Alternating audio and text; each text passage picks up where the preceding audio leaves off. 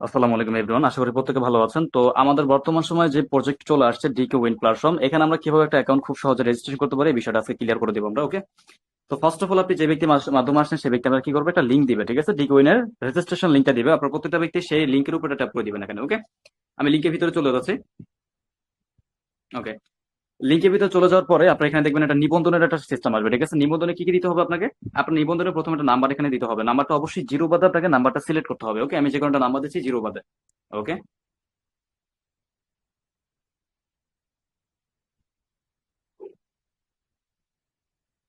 ওকে, আমি জিরো বাদে এখানে কি করলাম, একটা নাম্বার কিন্তু দিয়ে দিলাম। ওকে, তারপরে আপনাকে কি করতে হবে, এখানে নিচে দেখতে পাচ্ছেন এখানে 8 ওয়ার্ডের পাসওয়ার্ড দিতে হবে, ঠিক আছে? সেট পাসওয়ার্ডে আপনাকে 8 ওয়ার্ডের দুইটা পাসওয়ার্ড দিতে হবে। কিরকম পাসওয়ার্ডটা দিবেন? প্রথম আপনার নাম লিখবেন, পরবর্তীতে আপনি এখানে 1 2 3 4 এরকম কিছু এখানে আপনি লেটার ইউজ করতে পারেন। ওকে, আমি এখানে পাসওয়ার্ডটা দিয়ে সম্পূর্ণ করতেছি। ওকে,